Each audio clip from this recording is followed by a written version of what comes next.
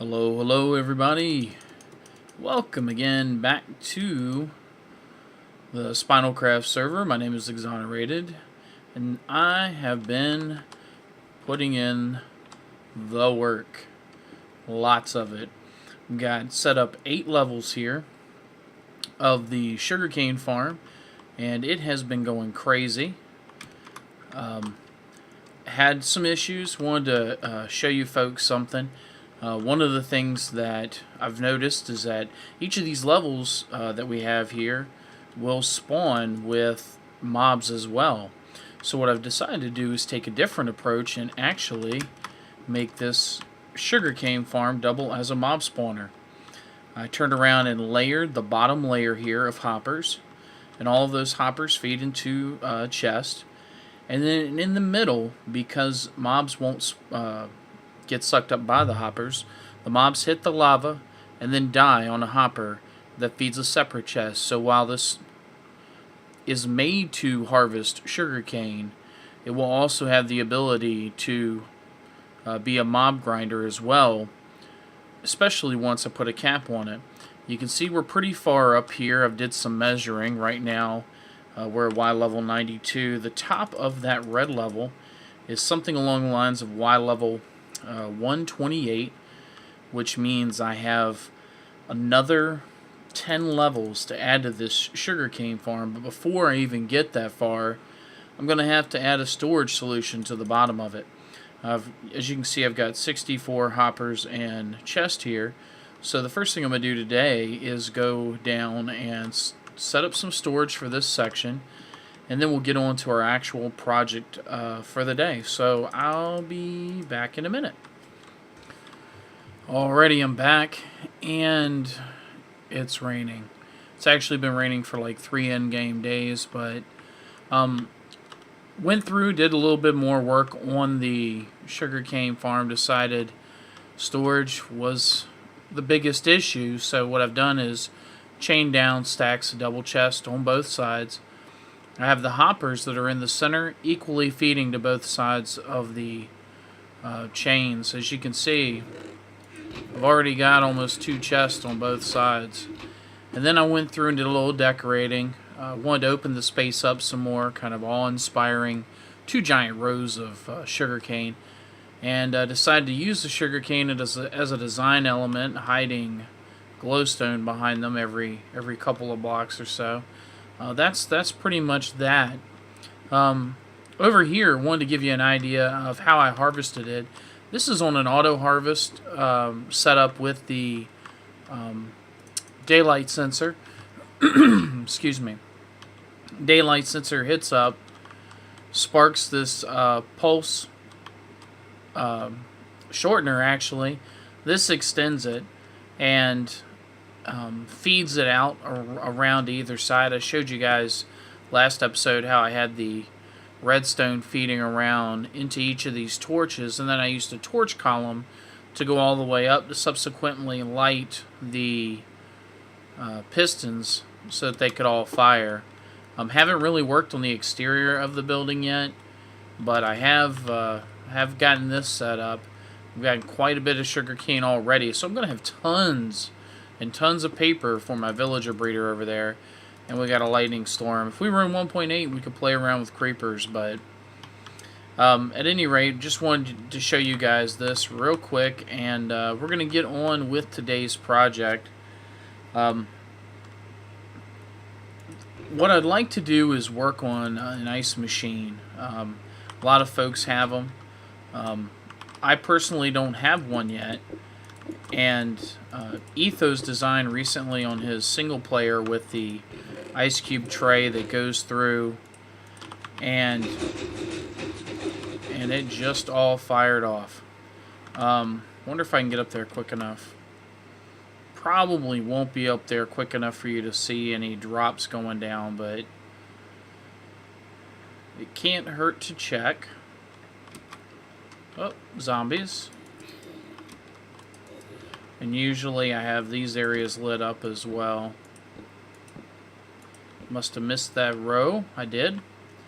Yeah, so even though it all just harvested, you see it's already growing back on the other side.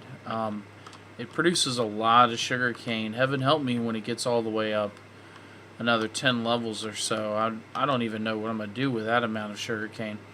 At any rate, we're going to look into setting up a system with ice.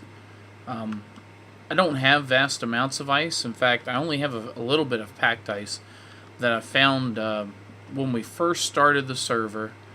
While we were exploring, we went out and located a biome that had the packed ice in it. So I have a little bit, but that's packed ice. I really want to be able to use the regular ice. It's much easier to go through and use. It's clearer so you can see through it. So I'm going to get some supplies together, kind of locate a spot. I was tempted at one point to put it up here on the special project, but I don't want to do that. So I'm going to look around here, see what my options are. Floating villagers. And I'll get right back. Yeah, we're rendering slow. At any rate, I'll be right back. Alrighty, and I'm back. You can see now I'm right behind my reed farm and my tree farm, and of course the massive wheat farm. The closest place I could find to reasonably put an ice farm would be behind it. So up on this hill here, I've set up a spot with 12 by 12 pistons. They're all facing up. They're just normal pistons. And I've got this tray where around it, underneath these half slabs, is a source of water. And so ideally, as the machine goes off and ice is created, when the ice is removed, the water around it will go ahead and refill it back in so that it can continue to generate ice. Been thinking a little bit about how I want to get this ice out. I don't want to have to jump down into it and gather ice every time. I want to be able to just mine a big stack of ice all at one time, which is why the pistons are here. So what I'm going to do is I'm going to set up carts underneath that are hooked to a timer, and every probably X number of items, I haven't decided on the number of times, we're going to go through and have the pistons all push up at the same time.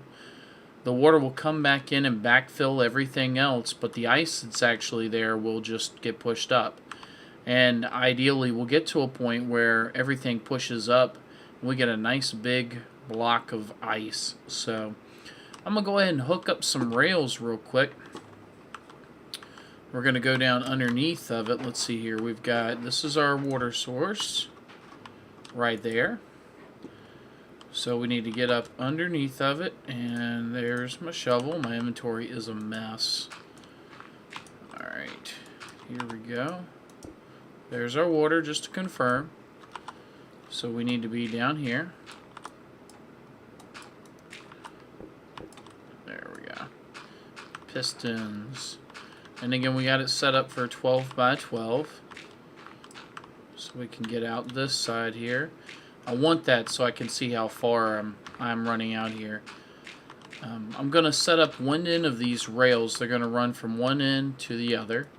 And on one end, the rails are going to be activated already. On the other end, though, the rails are all going to be hooked simultaneously to a timer, so the carts will go and stop.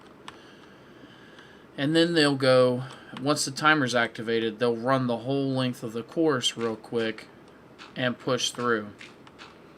And in that way, we don't have to worry about them running non-stop because one end will be powered. Now, I know this is the edge of it here. If I take this out, you'll see it's just a block. So that's the span of it. I'm going to go ahead and clear out some of this and start laying out some track. I'm pretty sure you guys don't want to watch me gutting out gravel. So let me get some more work on this done, and I'll be right back. Well, this is... yeah, this is try again. I had most of the farm laid out. Had everything set up. I had a cart going through, pushing up the ice. Then I realized the dilemma that I was running into, in that no water would form under, or no ice rather, would form under existing ice. It had to be exposed to to the sky. So what I did for a workaround for that was to have just one row of ice being made at a time, and then it would push it up, push it over, and then it would continue to generate ice.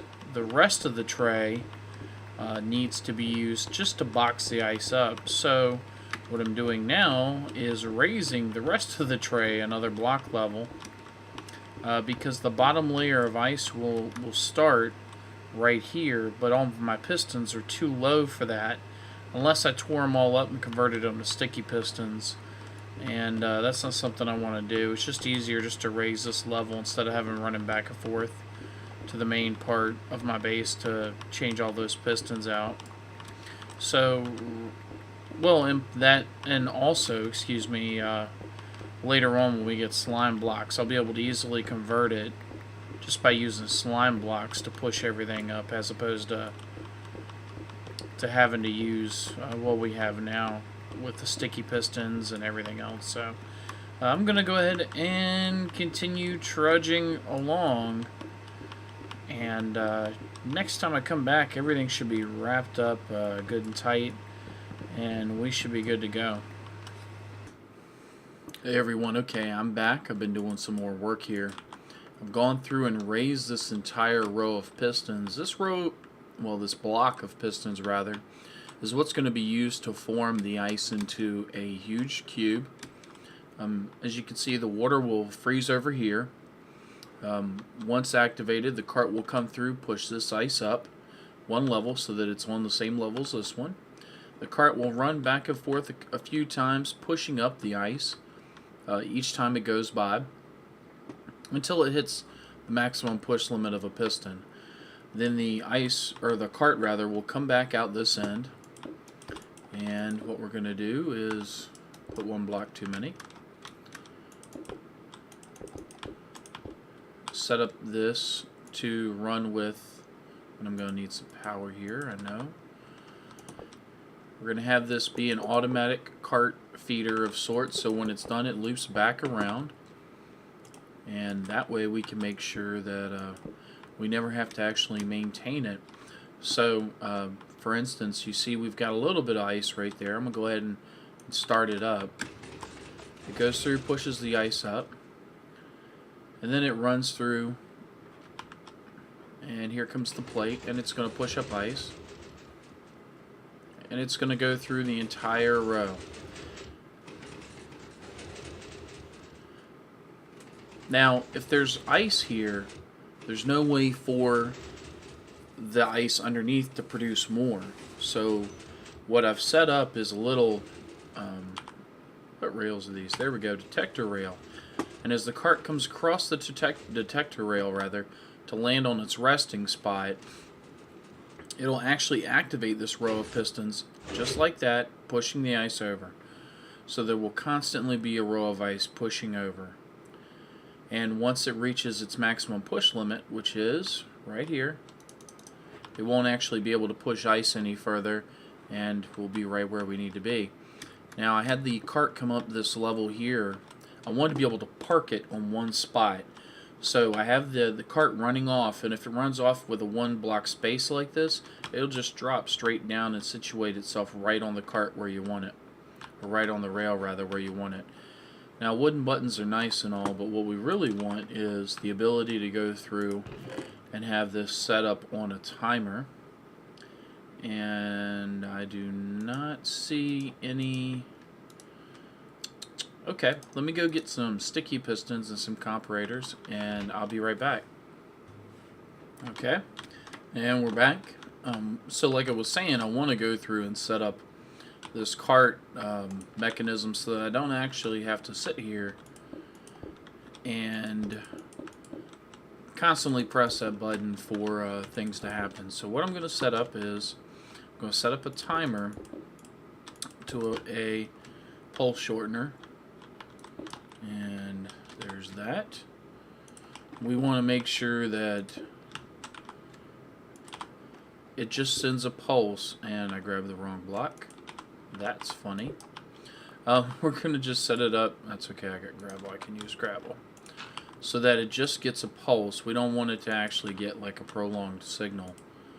To do that would keep the cart running non-stop. So we just want to be able to launch it out and then have it come back. Launch it out and have it come back. But have it sit. So we've set up the little pulse. What will happen is the redstone current will come into this block right here, activating the piston. The piston pushes up, but as soon as it pushes up, that signal is gone. It's just long enough to activate the redstone repeater and send a signal straight into that block so that it'll launch the cart there. And actually, I think in order to power that block, I'm going to need a repeater there. So I'm going to put that there just in case. Yes. Alright. And then I'm going to fall off the edge. That's how the pros do it. I've been watching videos. So, here we go. Make a little bit more space here. Alright. So we want a clock. The go-to for me is always Ethos Hopper Timer. So unbelievably easy to use. Need to back it up one. As I was saying, so unbelievably easy to use, and it does a good job, and it's consistent, and it doesn't cost a lot of parts. So I need to make some more room, and I'll make some more room just for S and G rather. Here we go. And I'll move you to that side. Yep, that's what I wanted. There we go. That way this won't pick up a redstone signal from it.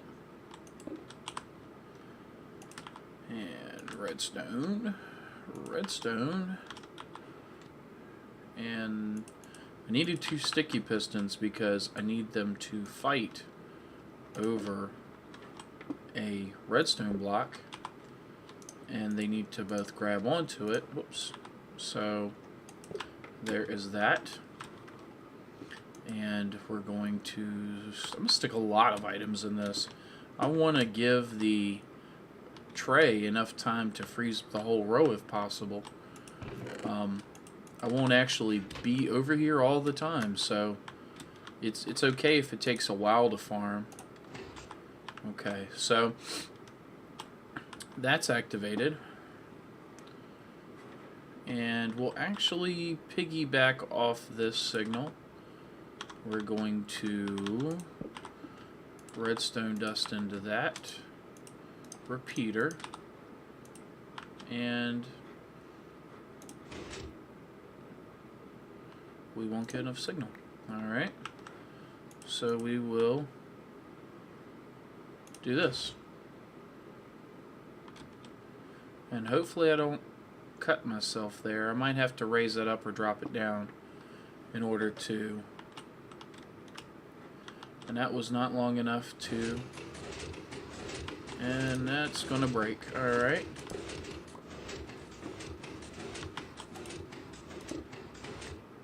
There we go. Alrighty, we'll go out wider then. No harm, no foul.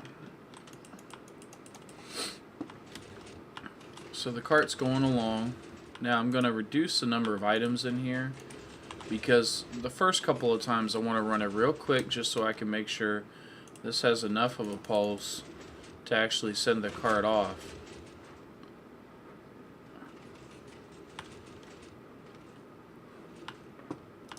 I'm going to break this dust here. Wait for the cart to get back where it's supposed to be. And there it goes. And then I'm going to put the dust there. And the cart, did the cart leave? It did not. It doesn't like me. Watch it one more time. Okay. Alright, and there's a fix for this too. So, let's see here. That's the initial pulse. Actually, let's get rid of the repeaters altogether. See if I can get. No, that's what I thought. Alright, it doesn't go through. has to be pulled out of that block. One more time.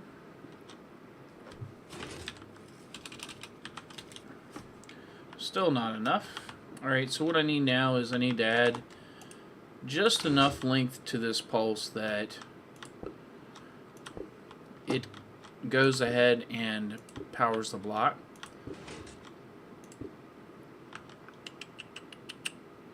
How do I want to do that?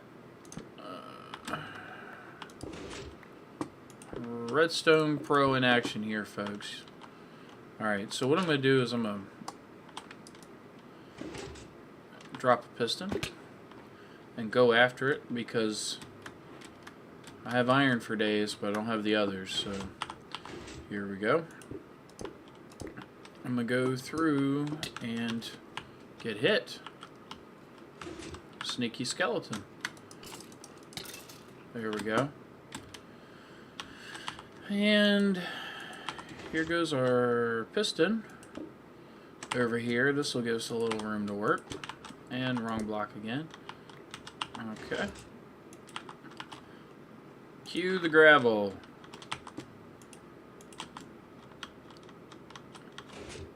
And out we go.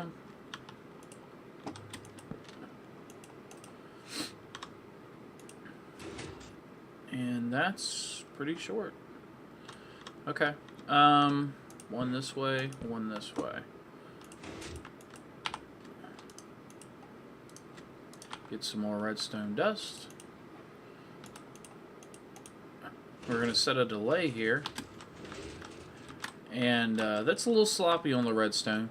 But basically the pulse comes through. This redstone repeater sends it pretty quick and it goes through. But just by putting the 2-tick pulse over here, that keeps the redstone signal alive in that block long enough to fire off of that cart. So I can actually add back in all this gravel that I want to add in. And the cart will do exactly as I want. Now watch again as it comes down. There's a whole row of ice here already. And some more freezing below it. And so as it comes through, comes up the end here, pushes the ice over. So what's going to happen is it's going to go through, it's going to build up its first row, it's going to push through, build up its second row, and so on until we get a massive cube of ice. And then we could just come through with our silk touch and we can farm up the whole block. And it should be, I believe, 10, 3, 4, 5, 6, 7, 8, 9, 10 by 12. So a massive array of blocks, 10 by 12, 12 high, 1,440 ice blocks at our disposal whenever we want to make modern buildings and use the ice as the glass, because the gentleman who does our build contest, Gold Dragon, on our server, loves ice.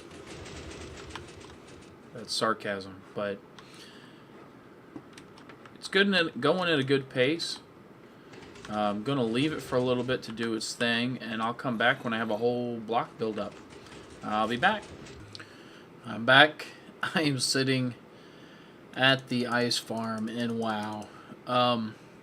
This does take forever, but the fact that we get this massive wall of ice, I mean, we're only 3 layers into the brick, and unbelievable. It's just absolutely unbelievable. So I'm going to let this thing keep running and fill up. I have been AFK here probably 30 minutes or so, give or take, maybe a little bit longer. So probably I should be able to fill it up soon. The good thing is that it's in close proximity to the reed farm. It's in close proximity to the tree farm and to the wheat farm that we have over there. So while it won't be loaded all the time, it'll be loaded often enough that I think I should be able to keep it full pretty much in between harvests, and time will tell. I may have to AFK periodically, but getting 1,400 chunks of ice for use, I don't imagine I will be here that often having to farm it, but it is nice having to have it. In a later episode, I'll go through and decorate the building a little bit. Going for a bit of an ice theme. Obviously, I want to do some construction. I swapped out all of this gravel on this top layer of this. This is Extreme Hills M, so it's covered in gravel. And I swapped out the top layer of this for grass because I've got some designs, some buildings that I want to put up here to kind of help complement the ice farm. Also, I want to do some work on getting a path down. You can see we kind of have this small path down here. This is where we go to do a lot of our mining.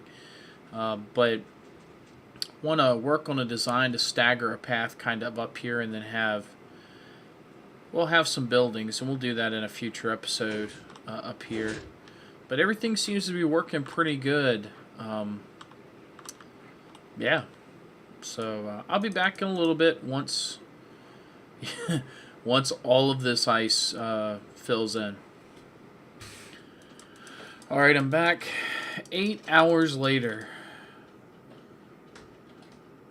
8. We are this far. Not quite a full cube, but you know what? Close enough. I'm not quite sure. Looks like I need 3 there. Well, probably 8 or 9 there. A little bit more there. A whole row just about. Regardless, it's time to break this down. So I'm going to break it down real quick. And I should use efficiency. So I'll be right back with the results. Phew. Okay, that didn't take long once I got efficiency on the pickaxe. I mined it all the way down. And blah-dow. 24 and a quarter stacks of ice there, just in one harvest, which is really nice.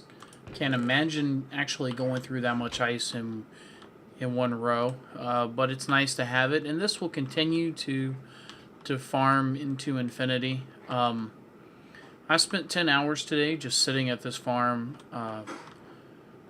right here in this little box, and was able to get that much ice. So with all the projects and everything I have going on around here, it's easy to see how it'll fill up on its own, even over the course of a couple of actual real-life days.